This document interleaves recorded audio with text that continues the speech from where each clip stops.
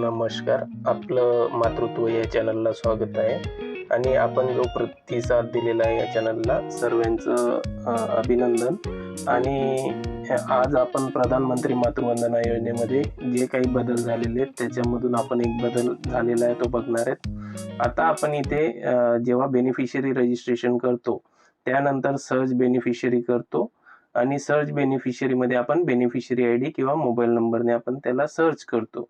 जेव्हा पण आपण बेनिफिशियरी आयडी टाकणार आहेत म्हणजे जेव्हा पण आपण फॉर्म सबमिट करतो तेव्हा बेनिफिशियरी आयडी मिळतो आपल्याला.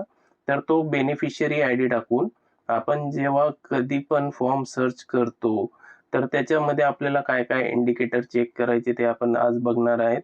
तर इथे बेनिफिशियरी सर्च करूया आपण आणि बेनिफिशियरी सर्च करताना त्याची माहिती आपल्याला खाली दिसते की त्याचे इंडिकेटर कोणते पूर्ण आहेत किंवा अपूर्ण आहेत ते आपण इथे चेक करू शकतो. तर इथे बेनिफिशियरीचं नाव कुठे भरलेलं आहे, कोणत्या अंगणवाडीमध्ये भरलेलं आहे, त्यानंतर फॉर्म कोणी अंगणवाडी ताईंनी भरलेला आहे, कोणत्या तारखेला भरलेला आहे, तर ती माहिती आपल्याला इथे दिसते. आणि त्यानंतर आपण इंडिकेटरमध्ये आपण हे बघू शकतो की इज आधार ऑथेंटिकेटेड, यस आहे, is Aadhaar mapped on NPCI, no आहे इथे. तर प्रत्येक फॉर्म भरल्यानंतर NPCI नोच असणार आहे आणि तो प्री रजिस्टर्ड मध्ये जाणार आहे. हा एक नवीन बदल या पोर्टलमध्ये झालेला आहे. तर आपण त्याला NPCI मॅप कसं करायचं ते पण बघणार आहेत. त्यानंतर फेशियल रिकॉग्नायझेशन सक्सेसफुली यस दाखवतंय. त्यानंतर इथे इफ आधार ऑथेंटिकेशन डन मध्ये नो दाखवतंय. दोघांपैकी एकामध्ये फेस ऑथेंटिकेशन असणं गरजेचं आहे. तर आपण इथे बघू शकतो की पोषण ट्रॅकरला FRS झाल्यामुळे त्याचं डायरेक्ट फेस कॅप्चर नाही पण केलं तरी चालतं. तर यामध्ये आपण बघू शकतो की प्रधानमंत्री मातृवंदना योजनेमध्ये पोर्टलमध्ये सर्वात मोठा बदल झालेला आहे हा. तर आपण जे काही लाभार्थी भरणार आहेत किंवा रजिस्ट्रेशन करणार आहेत, नोंदणी करणार आहेत, तर त्या सर्व लाभार्थ्यांचं आपल्याला NPCI मॅपवर जाऊन ऍक्शन करायची आहे. तर ते कसं करायचंय आपण या व्हिडिओच्या माध्यमातून बघणार आहेत. आणि असे नवीन बदल जे काही घडत असतात त्याच्यावर आपण नवीन व्हिडिओ बनवतो आणि तुमच्यापर्यंत पोहोचवतो. तर डेटा एंट्रीमध्ये जायचं आपल्याला आणि डेटा एंट्रीमध्ये गेल्यानंतर आपल्याला कुठं जायचंय, check check NPCI mapping status of pre registered beneficiary याच्यामध्ये गेल्यानंतर आपल्याला हा बेनिफिशियरी जो आपण सर्च बेनिफिशियरी मध्ये बघितला तो बेनिफिशियरी आपल्याला इकडे दिसतो.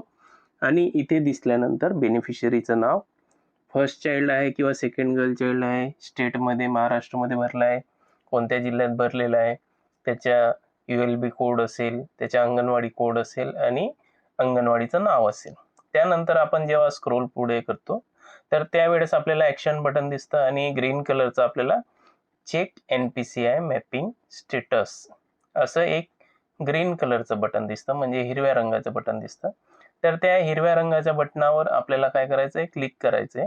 म्हणजे यापुढे तुम्ही जितके पण लाभार्थी नोंदणी करणार आहेत त्या सर्व लाभार्थ्यांचं आपल्याला ऍक्शन मध्ये जाऊन इथे म्हणजे चेक NPCI मॅपिंग स्टेटस मध्ये अगेन्स्ट आधार प्री रजिस्टर्ड बेनिफिशियरी मध्ये जाऊन आपल्याला काय करायचंय, तर इथे आपल्याला चेक NPCI मॅपिंग स्टेटस करायचंय.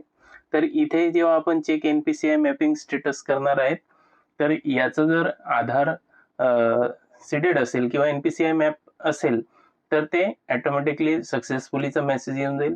जर ते पेंडिंग असेल तर त्याचा आपल्याला NPCI मॅप करावं लागेल. तर इथे आपण ऍक्शनवर क्लिक केल्यानंतर आपल्याला काय आलेलं आहे, beneficiary Aadhaar has been mapped with NPCI successfully.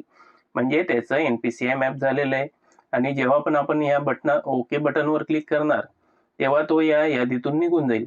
म्हणजे सर्व लाभार्थ्यांचा आपल्याला ऍक्शन मध्ये जाऊन चेक NPCI मॅपिंग स्टेटसवर क्लिक करायचंय आणि तिथे क्लिक केल्यानंतर तो लाभार्थी सुपरवायझर लेवलला व्हेरीफायसाठी जाणार आहे. तर हा एक मोठा बदल जो महत्वाचा बदल आहे तो आपण इथे पोर्टलमध्ये बघू शकतो.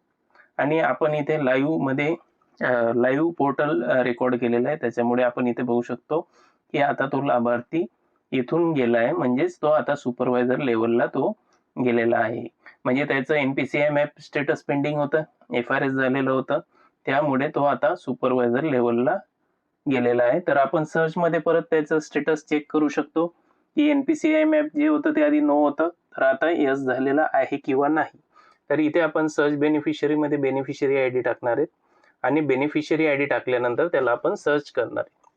सर्च केल्यानंतर आपण जे आधी इंडिकेटर बघितलेले होते तर त्या इंडिकेटरमध्ये बदल झालेला आहे किंवा नाही हे आपण आज जाणून घेणार आहे. तर आता आपण सर्च केल्यानंतर जेव्हा पण आपण त्याची माहिती बघणार आहेत, तर आपण स्क्रोल डाऊन करूया. स्क्रोल डाऊन केल्यानंतर आपण त्याच बेनिफिशरीची माहिती बघतोय, ज्या बेनिफिशरीची माहिती आपण अगोदर बघितलेली होती. तर इथे बघू शकतो आपण, आता इथे सेम बेनिफिशरी आहे आणि सेम बेनिफिशरीमध्ये आपण बघू शकतो इज आधार ऑथेंटिकेटेड, यसच होतं, यस आहे. आणि इथे जे आपण बघतोय is Aadhaar mapped on NPCI, इथे नो होतं. तर आता आपण जे ऍक्शन बटनवर क्लिक केल्यानंतर चेक NPCI मॅपिंग स्टेटसवर गेल्यानंतर इथे यस झालेलं आहे. तर इथे बघू शकता तुम्ही, हा एक बदल महत्वाचा जो पोर्टलमध्ये झालेला आहे. तर तुम्हाला सर्वांना सूचना आहे की प्रत्येकाने फॉर्म रजिस्ट्रेशन केल्यानंतर किंवा भरल्यानंतर check NPCI mapping status check करायचंय. त्याला NPCI मॅप जर असेल तर तो तिथून निघून जाईल, नसेल तर त्याच्यावर सुद्धा आपण डिस्क्रिप्शन बॉक्समध्ये लिंक टाकलेली आहे की NPCI मॅप कसं करायचं आहे. तर तुम्ही लाभार्थ्यालाही तो व्हिडिओ पाठवू शकतात, लाभार्थी घरी बसल्या बसल्या NPCI मॅप करू शकतात. तर इथे अशा प्रकारे हा एक मोठा बदल पोर्टलमध्ये झालेला आहे काही दिवसांपूर्वी. तर तुम्ही बघू शकता, तुमचं स्वतःचं पोर्टलला लॉग इन करून बघू शकता, चेक करू शकता की चेक NPCI मॅपिंग स्टेटसमध्ये लाभार्थी पेंडिंग आहेत का. तर असेच नवीन व्हिडिओ आणि नवीन पोर्टलमध्ये बदल झालेले असतात. तर हे व्हिडिओ बघण्यासाठी चॅनलशी जोडून घ्या, चॅनलला सबस्क्राईब करा, लाईक करा आणि शेअर करायला विसरू नका. धन्यवाद.